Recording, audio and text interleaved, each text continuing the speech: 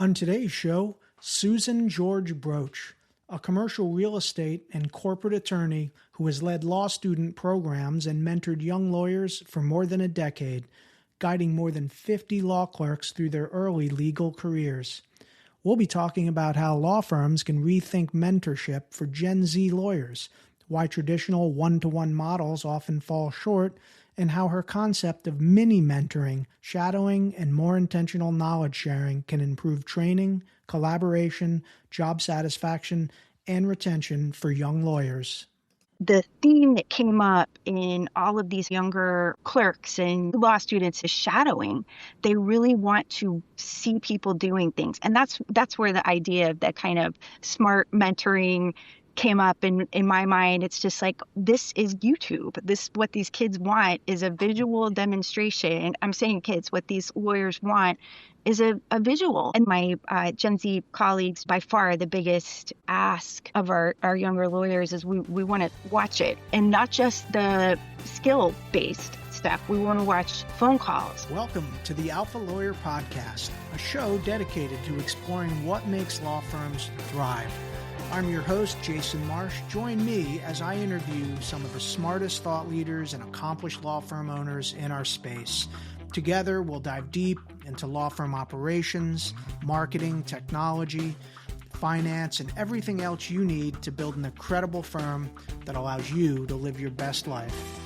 Hello, everybody. Welcome back to the Alpha Lawyer Podcast. I'm Jason. Joining me today is Susan George Broach. Hi, Susan. Good to see you. I read your article in the ABA's law practice today on mentoring lawyers, and I think some of the stuff that you pointed out I find really interesting, and honestly, it's important, right?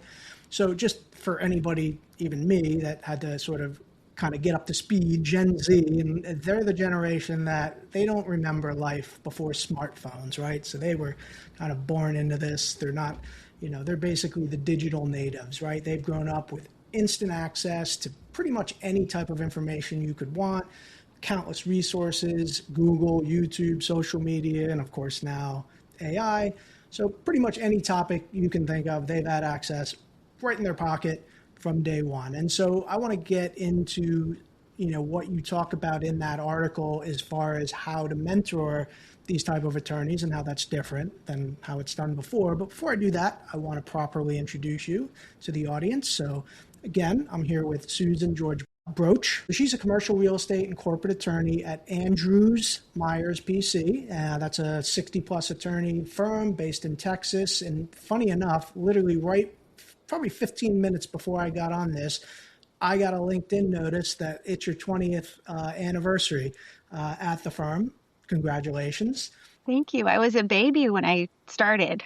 I like to tease it. It's crazy. I haven't aged at all. You don't look like it. I was going to say 20 years. That doesn't seem like you would have been there that long. But okay, so your practice, you do business acquisitions and real estate, development, financing, leasing, complex business transactions, all kinds of things around business and real estate specifically.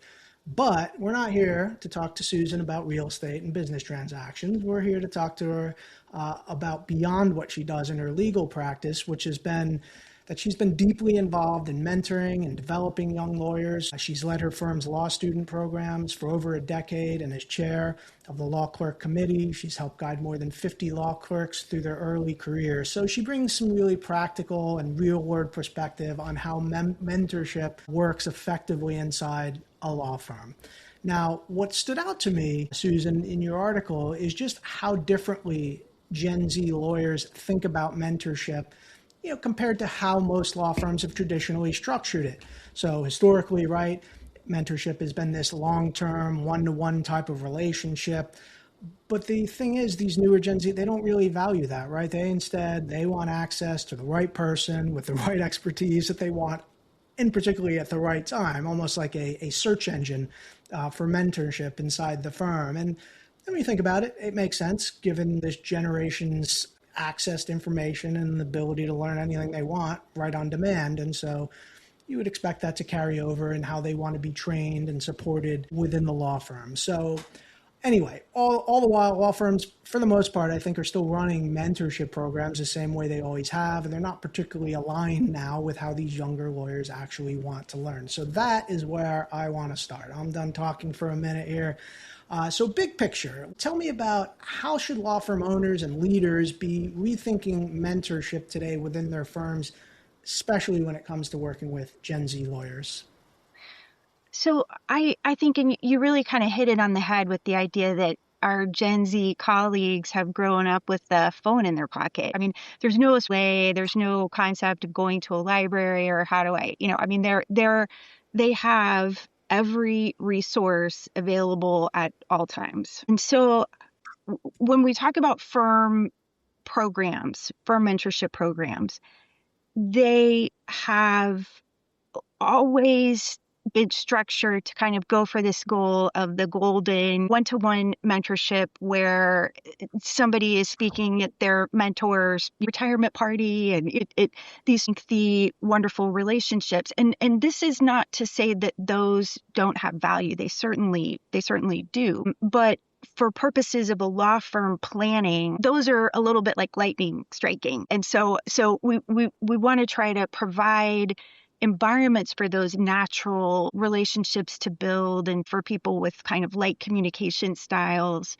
to be able to kind of come together. I mean, that part of training and the carrying through of our profession from one generation to the next, certainly that has incredible value. But this is really, how do we use our time and our assets in law firm management in a program that will hit and communicate with Gen Z kind of where they're coming from, what they're used to, where it's at. They're collaborators first and foremost. That's really what I've seen. And I say that in that they are really aware of their position on a team, which I think is incredible. And the early position might be they can offer a lower. Let's just take a pause. I want to get into all of that. Sure. And so before we get into all the individual things, and you did mention something I thought was important, right? The attorneys within your firm ultimately are the most important assets of the business, right? Because they're the ones delivering the work. And so how you train them and incorporate them into your culture and ultimately mentor them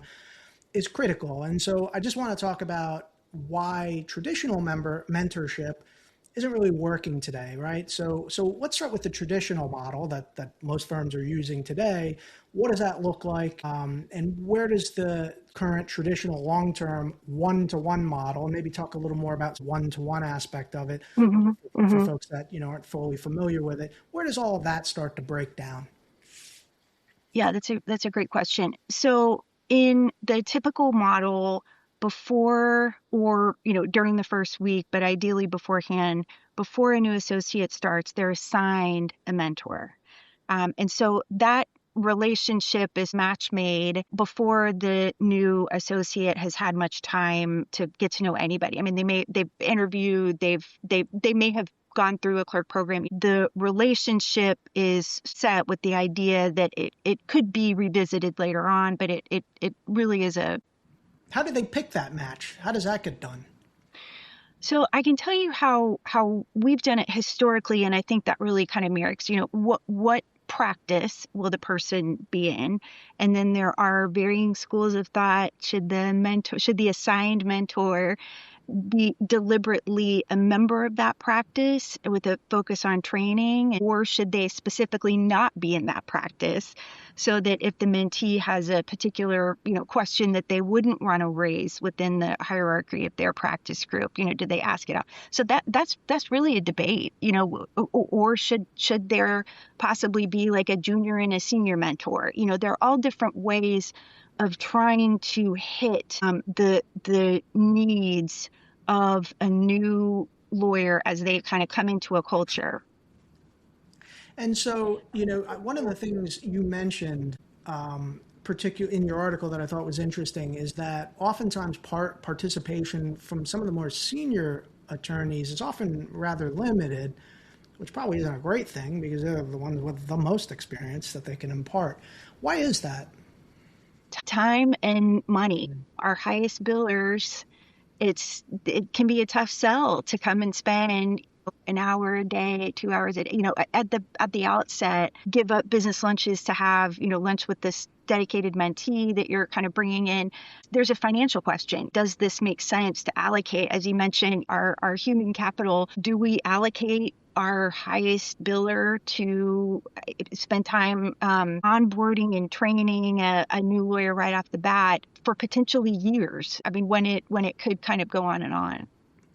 Yeah, and that's an unfortunate thing, right? Because the most experienced attorneys in the firm are the ones that are really going to be able to have the most knowledge that they can impart. But yeah, I guess if they bill $1,000 an hour and you're talking about how many hours they got to spend per year with this other attorney, probably sitting there like, this associate's not worth that kind of money. But truthfully, maybe they are, if you could somehow get them to learn the ways of the practice the way these senior attorneys have. So you have this concept. I really like this, and it seems like a very fundamental shift in the way mentoring has been done. And you call it the mini mentoring model. What exactly is that? And tell me about how that's different than the traditional mentorship model. Yeah, these are discrete opportunities. How do we get buy-in from some of those most senior members of the firm? How do we get buy-in to participate in this process of training our newest lawyers in a way that can work with their schedule and can work with, so they're not throwing up their hands and saying, I don't have time to be a mentor. It's what opportunities can you share to do mentoring on? I love the idea of thinking of more under the umbrella of mentoring. So these training opportunities, can you grab a new associate, just, hey, I'm about to talk to a client about a sticky issue, or this thing just came up. You're welcome to come and sit in and just listen on the call. Or something more like a lunch and learn. It can be having lawyers participate where they're going to maybe get CLE credit for presenting a CLE and preparing it. And so it's something that's checking many boxes for our more senior lawyers, but they're providing information and letting new lawyers know, what is their practice? What is their expertise? How can they be resources? And so this idea that you have, I feel like you should brand this mini mentoring type of term, but it sounds like this solves the problem of time commitment and ultimately the financial commitment of getting these senior attorneys to engage with the younger attorneys and teach them what they know. If you can get them to do it in very specific ways, they're likely to be able to now be involved, right? They don't have to commit to, I don't know, an hour, 2 hours a day, a week, whatever it normally is. They can just come in a more surgical way, share the and I think that's very similar to, like, we go to a conference and we sit through a presentation on a very specific topic, and then we learn something. And if we need to learn more, we can get into it and so forth. But in terms of formats, like, what works best here? Is it things like, you mentioned a few things, but is it things like a short conversation, the lunch and learn, a panel, an informal session? What type of things do you recommend there that work well both for the senior attorney as well as the younger associate or Gen Z attorney? Great question. So a lot of it is just being deliberate. Where our firm meetings already formalized, or where is there already a regular meeting where somebody could just pop their head in and give a brief, one-on-one of what they do or what's their little niche. And that's happening in my firm's meetings and practice group meetings, which is wonderful. And it reminds me what my colleagues do for cross-selling purposes. And it's helpful to everybody sitting in the room. And I have another colleague who has this incredible series of lunch and learns with just 2 lawyers are picked and go in and give a little speak on a topic and invite questions. And those, I think a lot of programs are already taking place that we just don't consider mentoring. And I think the Gen Z mind, which is very quick and ready to kind of move on when they're ready to move on, we can provide information in the way that it's going to be most readily and easily digested by providing these more kind of mini opportunities and really thinking of it. I mean, it really gets a lot of buy-in to the concept. of mentoring and thinking in terms of what are some opportunities that I can provide. And I think timing is probably a key piece too, because you mentioned something before, someone has a particular type of call or a situation coming up. I've always felt that's the best time to learn how to do something new, literally as you need it, rather than sit down and take in hours and hours of the whole thing and then you forget all of it. But it's like you figure it out as you need it. And what better way to do it is if there's someone in the firm that can like sit you down. All right, you've got this call about this topic coming up. Here's how you're going to handle this, and teach you right then and there. And that's probably something that attorney will take with them for the rest of their career. This is the way I'm going to handle this call. And then they'll remember it because they've learned it and then they've actually used it. So talk about that, because I think that's something that's really interesting. Is this something you formalized, this idea of mini mentoring within your firm, or in the process of doing that? Kind of in the process of doing it. And it's really just so much about being really, I'm going to use an overused word, but being really intentional in the way that you organize your day and think of what shadowing opportunities. And that's what my Gen Z colleagues, they refer to it as shadowing. And it really emerged as the most consistent theme when I just asked a lot of questions over the last years with Gen Z lawyers as our practices change, as we incorporate AI so much, and we need to kind of think through how does that affect our training. And that's a whole nother topic having to do with how do you mentor with to incorporate AI effectively. But we can put a pin in that one, because that's another soapbox I can stand and go on and on and on about. But the theme that came up in all of these kind of younger clerks and law students and people that I spoke to was shadowing. They really want to see people doing things, and that's where the idea of that kind of smart mentoring came up in my mind. It's just like, this is YouTube. What these kids want is a visual demonstration. I'm saying kids, what these lawyers want is a visual. And that actually came up again. And I asked a handful of my Gen Z colleagues just to try to kind of update my research to freshen it a little bit before we spoke today. And that was, again, by far the biggest ask of our younger lawyers is we want to watch it, and not just the skill-based stuff. We want to watch phone calls. We can talk a little bit more about the value of that, just watching other people in their styles. It helps you come up with, and this is something I preach to our summer clerks always, is watch and listen to as many people as you can so you can figure out what might work for you and what absolutely would not work for you. You know, what puts you off when you listen to, because everybody's got a different style. What works for me isn't going to work for my longtime partners, and vice versa.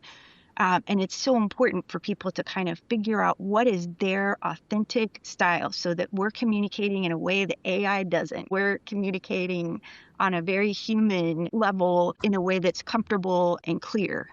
Yeah, I really like that. I mean, because I have it in my notes here to talk to you specifically about these demonstrations and shadowing in particular, because it allows these young lawyers these opportunities to observe actual legal work, almost like they're watching a YouTube video. And I think what you've just said is so important, watching a lot of different people, because everyone styles differently. We've all worked in places where somebody's got a big personality and you might go, oh, I wish I was like them. But ultimately that would be an act for you to do that. But then you find somebody that does speak and act in a way that is normal to you, and then you're able to do that. So let's see. Now, in terms of like, how do you plan like this demonstrations and shadowing? Is this something where, I guess from just a purely practical standpoint, I'm a young attorney, I want to learn a particular thing in this kind of YouTube fashion. I just want to watch someone on a call or handling a client in some way. How do you plan that? Is it informal? Just go up and ask? And also, how do the more senior attorneys,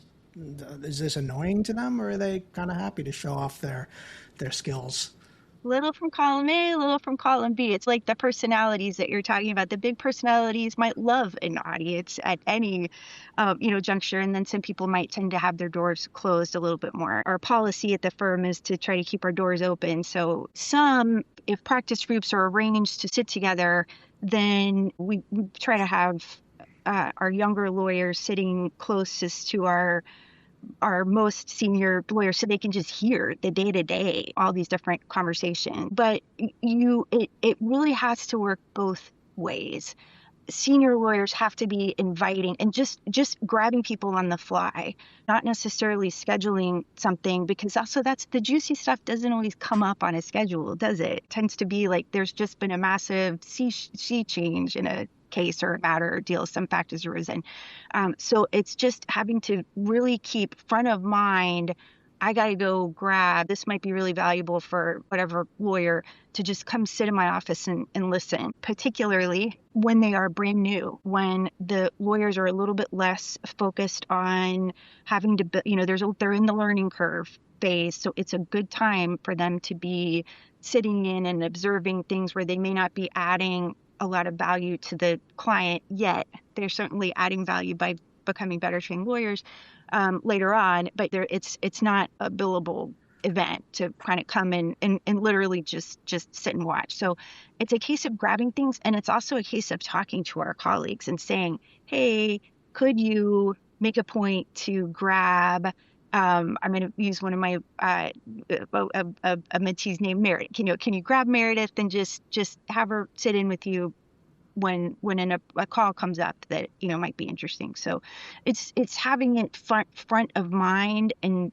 reminding our colleagues about doing it, the human voice. Yeah, because it does. You could see the value, right? Where most people we got our head down, we're in our office, we're at our desk, and we're working on what we're working on. But when you have an opportunity to sit in on a meeting, well, you're learning something, but now you're building a relationship with maybe an attorney you didn't know as well, or maybe you're intimidated by, because you did mention earlier, you start to figure out, oh, this is what they do, and you learn, and that really helps the firm as a whole, just in terms of collaboration. Now, is there certain, when it comes to this type of shadowing, where a young attorney can sit in and watch, what types of situations should firms really be thinking about to say, hey, these are the type of things we should be inviting our young associates into more often, and just get in that type of cadence? Sure. So something that one of my young colleagues mentioned today was, in addition to having opportunities to sit in on a deposition, sit in on a hearing, the kinds of things that our summer clerks get to do, we have them going on shadowing lawyers sort of day in, day out, attending meetings, attending whatever. But that gets harder when somebody is a full-time associate. And so there will be opportunities with younger lawyers for them to continue to see things like, I'm going to use the deposition example again. In my, I'm totally a transactional lawyer. So for me, it would be more putting closing documents together or having some long closing call or, something of that nature. But they really they are more likely to have seen that during their law school careers. That's through a demonstration in class, through, some opportunity. They are not going to see somebody explain to a client that their case is just taking a direction. So that's where I want to ask you. So you're talking about, you're a transactional attorney, right? So a lot of the work you're doing is you're sitting at your computer, you're writing things, you're reviewing documents and contracts and so forth. And obviously that's a little weird to have someone just staring at your computer. And so you're saying those are the type of things they've likely learned, in terms of the substance of what they've learned about practicing the actual law. Whereas the practice of law and talking to clients and how to deal with things and how to make, just billing and making money and all the things that go into just being a lawyer, that's the stuff I've always heard. They don't teach any of that stuff in law school. And so this is where it's a real opportunity to show and share with the younger attorneys what you're doing, how you speak to people, how you organize, these things and so forth. Maybe share a little bit of that, because that's what I'm curious about. You can put the substance of law aside. It's more the soft stuff, right? Which absolutely. And those are also the skills. I think considering a law practice and the future of law practice, I feel like we have to constantly be thinking of how do we set ourselves apart from AI, because our clients don't necessarily understand the difference and kind of where they can come in and the real capabilities. So this kind of goes along with that thread of how do we set ourselves apart. One way is more phone calls, more human interaction. How can I hear what your issues are and digest them in real time? And then, so part of it is grabbing mentees and grabbing other lawyers and I kind of think of all the young lawyers as mentee in that category. So, or on teams. That's a quick way to do it. If you're for something that what I might do, let's say I'm looking at a title commitment, pretty dry stuff, admittedly. But if I come across something I haven't seen before, I can bring in a colleague on a Teams meeting and just share my screen quickly and show this is what this is, and I'm going to look for information that might help the situation on this kind of weird website that you might not know about. Or just let's research this a little bit together. So those are just mechanically some ways to kind of invite younger lawyers in to watch. And then that collaboration is so valuable on both sides. It for mid-level lawyers, especially, to teach kind of hands-on, they're realizing how much they know. And it's helping them to explain something to a younger lawyer is how you're going to explain it to your client. You're going to explain something to a smart and sophisticated person, but who doesn't deal in this every day and doesn't know this vocabulary. So I think learning how to distill it down is an incredible skill for the mid-levels. Tangent off that. Yeah.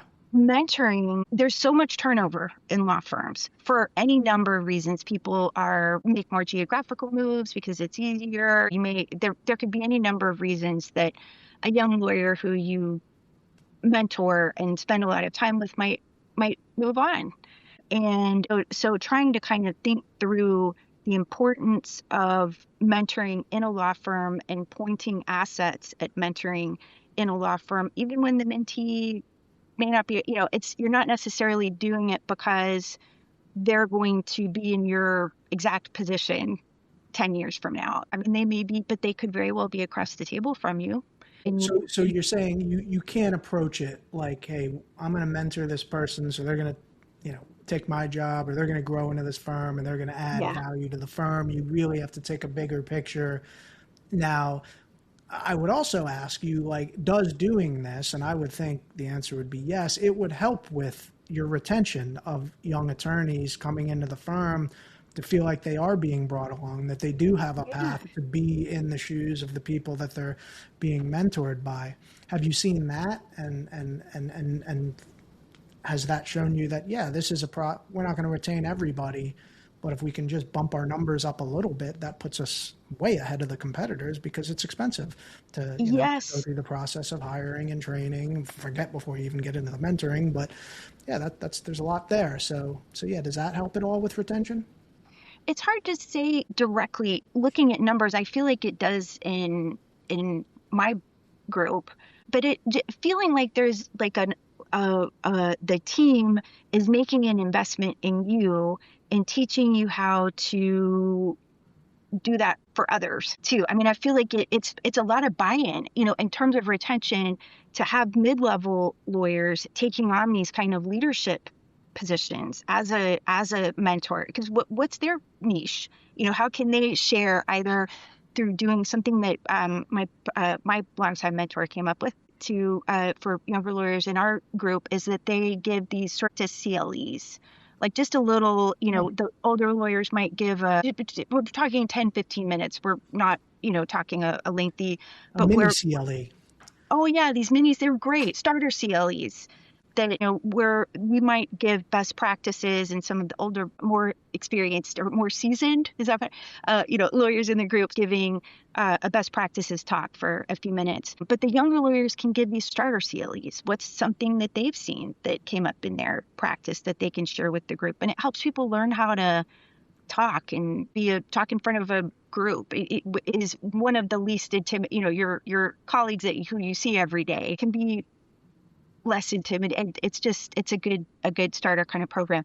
But I think with many mentoring type opportunities, it doesn't have to, it's not only the most senior lawyers in the group, it's lawyers who have gotten a level of knowledge, gotten a level of comfort within the firm and an understanding of the firm culture and an understanding of the bar. What is it like to be, for example, like a Houston real estate lawyer? What is our bar like? What is it like to be when we're across from this firm or that firm? These mid-levels and younger but more senior associates have gotten this knowledge, and to be able to share it, as I mentioned, to have to distill it down and to be able to use their connections to bring a younger colleague along or and make an introduction. All of those are, I think, really, really critical to participation in the team and in the firm and in the, I mean, there's so many opportunities. I really had to kind of get my head around all of the value of mentoring and all of the ways to do it to get the most value out of it for this cohort, for these students coming in. Yeah, because even an attorney with just, say, 5 years of experience knows a ton compared to an attorney just starting out. And as you pointed out here, it's not just this mentoring and mini mentoring is going to help educate our younger attorneys and learn, but you're going to be building relationships here. And I think that's obviously hugely important in building any type of culture. But then you're in a situation where, because I think you talked about before, traditionally it's this one-to-one thing. So maybe you know this one lawyer extremely well, right? And you spend years together and all of that is great. And yeah, then the mentored attorney is speaking at your retirement. But that's it. You built one relationship really deeply, which is all well and good. But here now you're building relationships so that when somebody does have a challenge or a question or just needs some help with something, they do know who they can go to, and they've met them in some capacity and feel comfortable enough speaking to them and asking for that help. Is that the type of environment you're talking about creating? Yes. And what you've just described reminds me of just the increased connectivity that that Gen Zers have. I mean, they can reach out to people all over the place. And so to be able to share some of those relationships and connections, that really mimics along the theme, but that mimics kind of a tech just being able to talk to somebody. I have a question about a piece of property in another part of the state. I'm in Texas, which is enormous. So I have something going, and I can reach out to somebody that's 10 hours away, but might have the piece of knowledge that I need. So all of those local counsel and even within the state, local counsel type opportunities empower the mentor as well as the mentee to share those skills and information. Yeah, because collaboration is so important in any enterprise. It's huge to be able to share knowledge and certainly for people to feel like they can go to people more senior to them for help and not to feel like I'm asking this question, I'm going to be looked at like a fool. But no, we have a culture of sharing and teaching and educating. Of course, getting to know each other better. I want to ask you about building and it's another cool thing you've come up with, a mentor search engine, right? So it's this interesting concept for me that so what is this exactly? This mentor search engine? How does that work in practice inside of a law firm?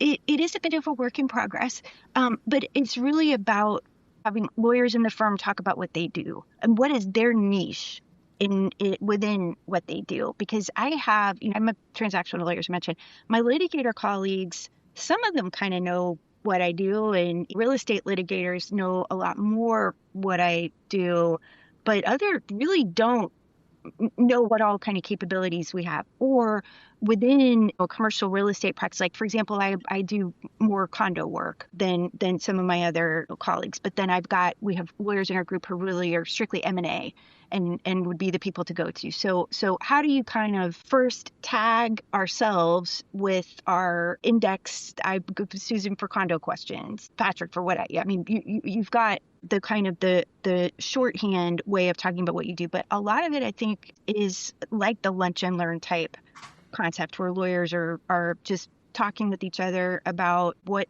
do they do. And then for like a practice group leader in a regular meeting. This is something that my group's practice group leader is doing, and it's incredibly valuable. I see the Gen Z lawyers really engaged, but having people come and talk about their trajectory, how did they get where they are, and what's their kind of practice, and what's the business part of their practice too, which is that other part we've talked about, the being a lawyer and practicing as a lawyer versus legal knowledge and that kind of training. And it's all important. It's all incredibly important. Yeah, I would think so. And so what are some simple ways to introduce and reinforce who knows what Yeah. inside the firm so people do know who to go to? And I imagine, especially in a firm like yours, where you're probably dealing with, successful business people, high net worth people in some cases, they're going to have a lot of needs, not just whatever the particular matter is that you're working on right now. And so ideally you want them going, oh, they do this too, I'm going to stay with them. They may ask, but yeah, it'd be great if they don't just go, you're working on a condo deal and they go hire somebody else for exit their other business or something. Sure. And so those understanding both in terms of for cross-selling purposes and for creating the kind of mentor search engine, what do people do? Who do I go to if I have this question? All of that is just talking, and being really, so having opportunities to spend time together where we're not all sitting at our desks, where we are, having lunch together. So either at smaller clusters where we're in, at the practice group level, or at the, larger practice level, or whole firm, or all of those, just making a point to talk about who does what. A lot of this, and the whole kind of idea of the beauty of mini mentoring, because it's really, you're kind of moving about your day with these opportunities there for the taking. It's really just about recognizing that and thinking about it and doing it. And so it's really kind of on an individual level, and making a point when we are talking with our younger colleagues. Hey, this is what I do. By the way, this is my little niche, and none of these words may not make sense to you yet, but they will at some point, and that's my bread and butter. And so when you're doing it in this way, where you have this, just much more engaged way of dealing with the younger associates, does this change how they seek out help or guidance versus the old model where they have one person basically they're going to be asking for most things? That's such a good question.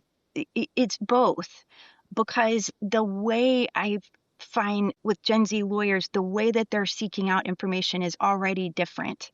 They're already much more comfortable asking, because they understand their value to the team more so than younger lawyers of my generation, who it's just a totally different model. One that is incredible to get to work with, because they really come in with their, they're respectful. I mean, I find the Gen Z group to be very respectful of people's time, and kind of an understanding that we are a workplace, we're here to try to, but there's not this idea that you're at this point on a pecking order, so I can't ask you this question. I have to go through this person who's at this place on the pecking order, or possibly even this person to go to that person to go to that concept is gone. At least that's been my experience, and of course I can only speak to my own, but that concept is gone, which I really think for the better. The solicitation of information, and at a really high level, the article that I wrote and these kind of concepts, this all came from distilling information that I received. So it wasn't really something that I created top down, that was a top down thought. It really was more like, what do these younger lawyers want? How can we provide it? And thinking this is just a totally different style of communicating and seeking information, and how they're looking for it. So, but so to your point, it's both. I mean, they're asking for information in a different way, and then it's also just having to really think about, am I working on something that would lend itself to, is this a concept that I'm going to use that Meredith would know about yet? If not, I'm going to run down and tell her real quick. Or I might talk to my mid-level colleague and say, why don't you go talk to our younger associate about this? And so this is something you keep in the back of your mind that, this is something interesting that I should share with either group of associates or a Yeah. specific one, because they might not know it, or they probably don't know this yet, but it's important that they do know it. And you mentioned value to the team, and I think we've all heard the stories of just how challenging it can be to be a young lawyer just out of law school, just getting started as an associate, finding your way. But it seems like what you're talking about really suggests, hey, you're valuable to us. We want to teach you the things that we know. And again, that probably helps with retention, but forget retention, just satisfaction within their job and ultimately performing their job better, right? And so how does all of this, I would think, dramatically change their experience in those first couple of years versus what it was when you just have one mentor? It is different. And I think I do want to, we, including in my firm, we do still do kind of an assignment and, but the idea that people are going to be focused on sharing information, I think that's really, it does speak to the value of this person who's come on the team, and they have a role and value right away because they're helping me remember what I know. In addition to the fact that they're at this, lower price point, all of the reasons that we have the structure, but they're helping me better understand what I know. They're helping me remember to reach out to my contacts so that I can, perhaps to make this introduction, but also it's a reminder, like, I have not taken so-and-so to lunch in ages. It's about time. There's value everywhere on both sides of these equations. It's huge. And when you really start making a point to think about it that way, it's deeply, I've always found mentoring very rewarding, and working with younger lawyers, I just enjoy it. That's just part of my personality. And so I seek it out anyway. It's interesting to me. But trying to think through in this different, as the whole practice of law evolves, and as we, again, trying to think about how are we not AI and how do we set ourselves apart, I would like to have a pleasant day at work. I would like to come into a pleasant environment, and having younger lawyers who are having a more fulfilling day, that makes my day. That is infinitely more pleasant to be around than people who are kind of frenzied and not able to get the information that they need or go about getting the information that they need. Yeah, I would think it would create a much nicer working environment. And so, well, let's talk about mentor assignments, rethinking those a little bit, right? Because I think you've mentioned most of these firms, they lock these things in early and then they're in place for basically forever. And so why is the initial mentor assignment like often more about just convenience than necessarily fit? And then we'll get into how to fix that. I think it's partly because, so you kind of look at it, well, let me back up a little bit. If we are, instead of thinking of it as this is the onboard mentor, so we're thinking of it as, is magic going to happen? How can we, then you're dealing with pools of people. Who are the new people coming? What is their likely fit as a practice into a practice group within the firm? And who is available to and willing to mentor them, and then kind of making assignments from there, and some doubling up and some, so that it's really, I think it's so many practical considerations in that. Do you have to force some attorneys to participate in, because you're clearly very passionate, you enjoy the process of mentoring. I would imagine there's people that are very much the opposite and they don't want to deal with that. Maybe they're just not great, they're not people person, or not their thing. So what do you do? How do you force them into it? Or do you just, like you said, maybe just, all right, you don't have to develop a personal relationship, but give a short presentation on this topic. And then people see you, they'll learn from you, they'll get to know you that way. That's the fix in my mind. So that's sharing the commitment. I'm not going to say burden. It's sharing the commitment to mentoring and teaching and training and, longevity, investing kind of in the longevity of our practice in our firm. I'm in my 20th year and thinking about, or 20th year here, mumble something year of practice, but trying to kind of think through, what are the next 20 years look like, and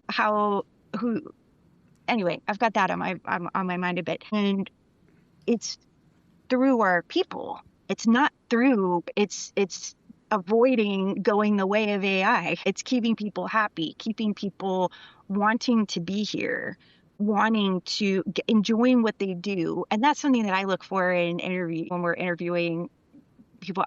I kind of enjoy how I spend my day. I mean, I think it's kind of interesting. It's the right level of interesting for me. And so I really encourage people to look for a, a practice that they're interested in, that they find interesting, something that they both find interesting enough that they want to spend their day that way, but not so interesting that it can be kind of crippling out of the, at the end of the workday, that there's no way to recharge. So anyway, that's another soapbox that I could. Yeah, I was about to say that could be a whole nother topic on how a young attorney should select their practice. Oh, sure. And ideally find that balance you're talking about, that it's interesting genuinely to them. But when it comes to new associates, how should firms be thinking about, say, just, I don't know, their first 3 to 6 months, how to bring them in and start to mentor them in the ways that you're talking about? Yeah. So I think it is embracing the idea of the kind of onboard mentor, the initial mentor. Okay. And so what is that exactly? You mentioned that a moment ago. Somebody that just... Yeah, that's the great question, because it is a different function than long-term training, or with the idea of long-term training and sharing connections. And I mean, in my mind, what our youngest associates tend to need, they need to understand, in addition to picking up their skills, and I think being mentored in the way that I'm talking about by everybody in the group, because it's important. It's also, I'll give an example. When I was a young lawyer and I did not have anyone to ask, it's, where do I put my purse? Do I take it with me to court? So to kind of have somebody who is an intended recipient of those types of questions. Like the basic stuff, like, when do we get paid? If I have a problem with my email or my computer, who do I speak to about that? Just understanding those workflows or the processes that you already have within the firm, just from a purely like functional or even administrative way. And then you're saying like, okay, so you have like that short-term assignment, and then they maybe rotate out once, okay, I know where to put my purse or hang my coat. Right. Now I can start learning how to like prove my skill set in this particular practice area. So you move them into some other pairings. Is that what you're saying? That's what I'm saying. And it's something that is, a little bit of a test kind of mode here. We are looking more at revisiting assignments after like 6 to 9 months. I think, and that was some feedback that I got from younger associates today, is that something like 3-4 months might be a little bit too short to get comfortable enough to ask questions. But I think with kind of culture mentoring, what is it like to work here and to come and be a part of this team, and who do I talk to about what, and what is the number for the after hour security, and where do we go for lunch around here? Who's the dry cleaner? That kind of where does somebody go for lunch? Exactly. All of those types of things, so kind of getting to know you, with the idea though that there has to be that other sharing information in the practice group level, that every lawyer has to kind of be committed to welcoming aboard our new team members who were, but with that, then to have like almost like a tour guide concept for the first initial point. And that's a lot less intimidating commitment to make too.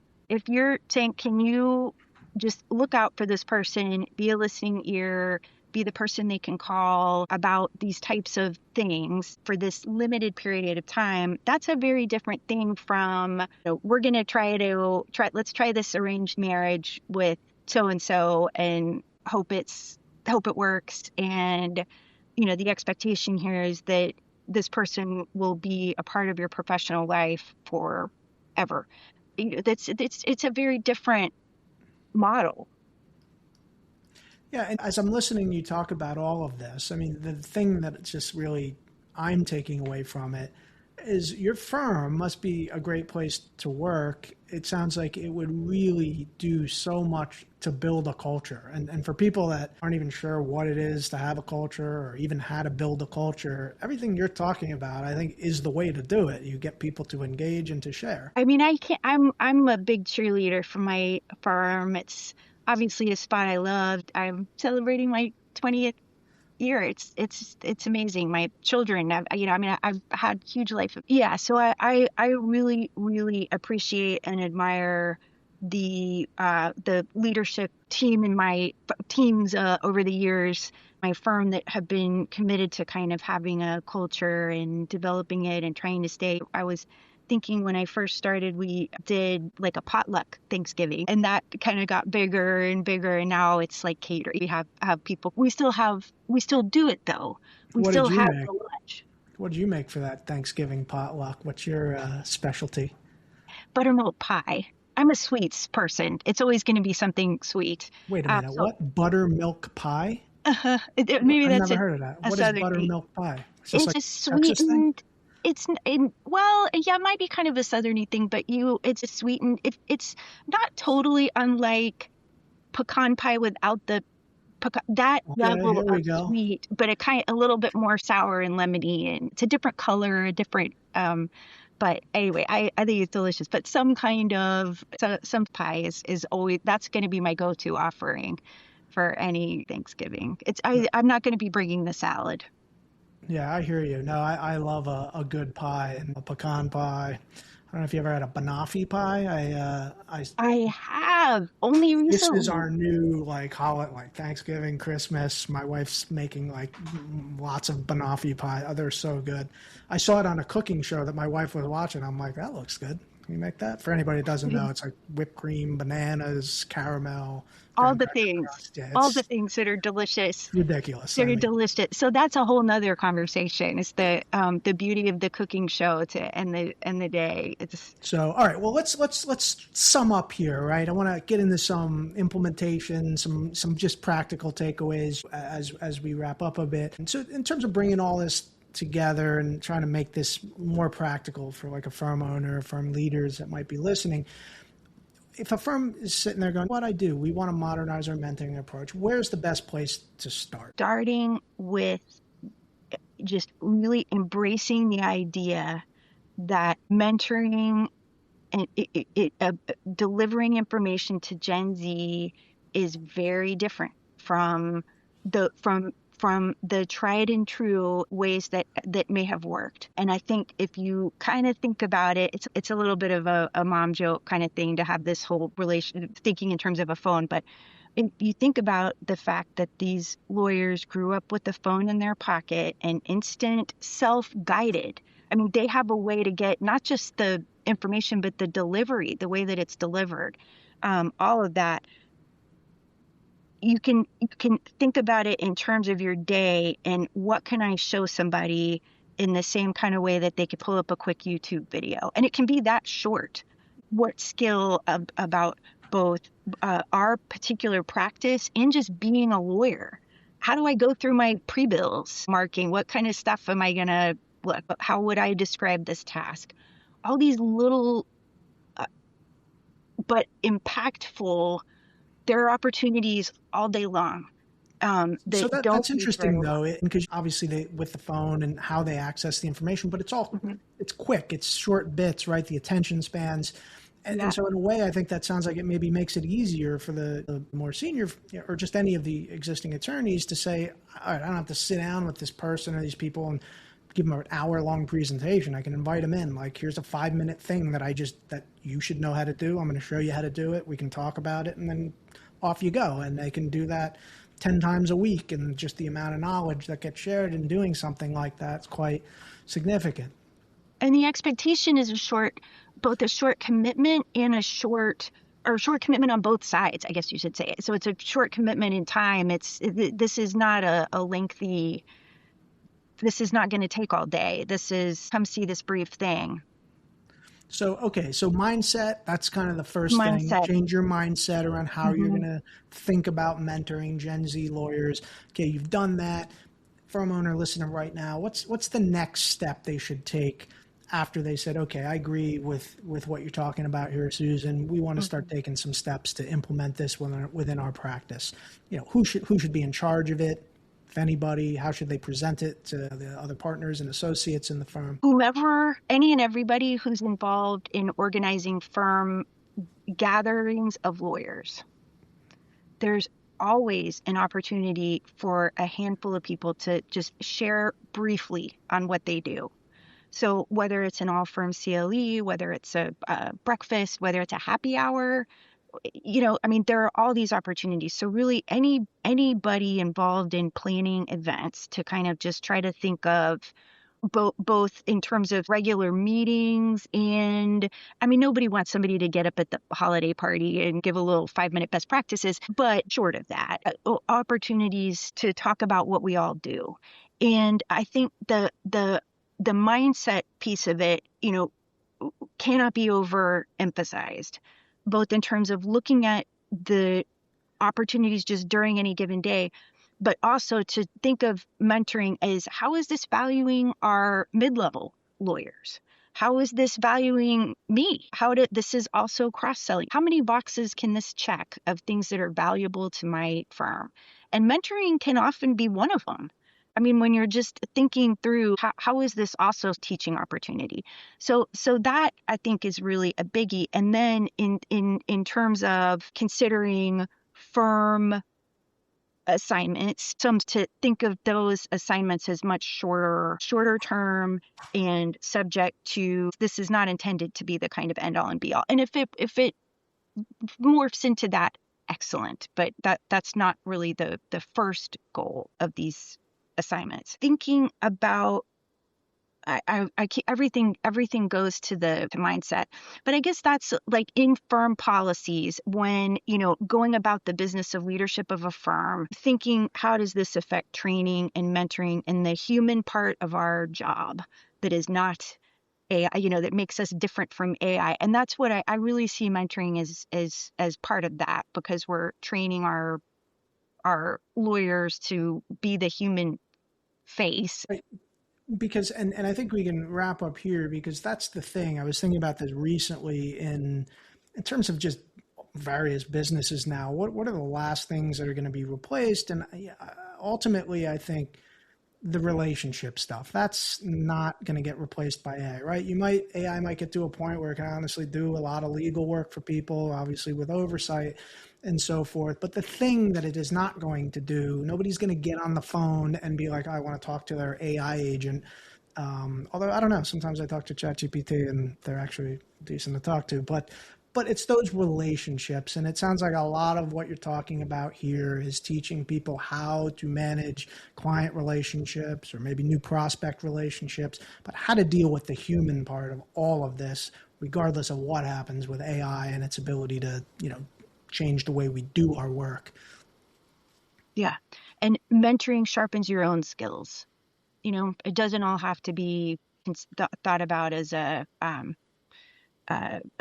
totally selfless act. Oh, I mean, you're sharpening your own skills, revisiting your own contacts, um, cross-selling with your colleagues, and talking about, I mean, there are all these ways to think about all the values of mentoring. Yeah, well, that's good. And that's how I want to wrap it up here on, like, it's not just you're giving value to the young attorneys and the Gen Z associates, you're getting something out of it for yourself. Let's wrap up on that. Yeah, why not? I mean, it's a good Yeah. a good If I'm the positive mentor, message. what am I getting out of this thing? Spending all this time teaching these young lawyers everything they don't know. Well, but it doesn't hurt to get buy-in to the program, to look at, like, how does this value our organization in all of these different ways and different levels, embracing our Gen Z.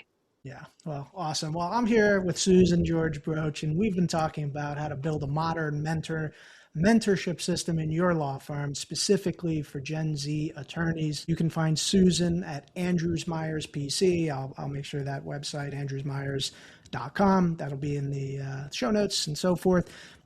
Soon people can find you on LinkedIn. Also want to include, and that'll be in the show notes as well, Susan's article in ABA's Law Practice Today, how to set up an accounting system for law firms. So go ahead and read that as alongside of this podcast. Now, before we go, do you want to share a little bit about your law practice and who you help, how you help them in your work as an attorney? You can talk about what you do specifically or what your firm does more broadly, just to give your firm a little bit of a plug for coming on here today, because I sure am grateful for your time. It's such a pleasure, and it is always a pleasure to talk about my firm. It's, our motto is we mean business, and we are set up to try to help with any problem you might encounter, to help you get your deals done. And if you need help navigating a dispute, we're there for that as well. And so this is specifically, so I know real estate, you mentioned your firm kind of started more as a construction firm. Those are the core businesses, but you've now, of course, gone from, I think you said 10 attorneys, 11 attorneys when you started. Now you're 60 plus. Also, you do M&A work, commercial transactions, all that stuff as well? Just full commercial litigation. We do a lot of real estate litigation, which is pretty specialized, and then employment lawyers and bankruptcy. And all in Texas, or can you serve people outside of the state? And our employment lawyers, since it's so much federal law, are they're really across the country. If we don't have somebody licensed in the place, we've got a network that involves somebody who does. So we've got some great connections to share. Yeah, when we're local counsel. I'll bet. All right. Well, thanks, Susan. I really appreciate you joining me today. Again, your time, I appreciate it. Susan George Broach, everybody. That's it for today. We've got a lot of great new shows coming up, but until then, we'll see you all next time. Thanks for listening to the Alpha Lawyer Podcast. I'm your host, Jason Marsh, and I appreciate you joining us today. If you enjoyed this episode, please subscribe, leave a review, and share it with other lawyers who might benefit. You can find more resources and insights on building a thriving law firm at alphalawyer.io or the Alpha Lawyer YouTube channel. Till next time, keep building the firm of your dreams so you can live your best life.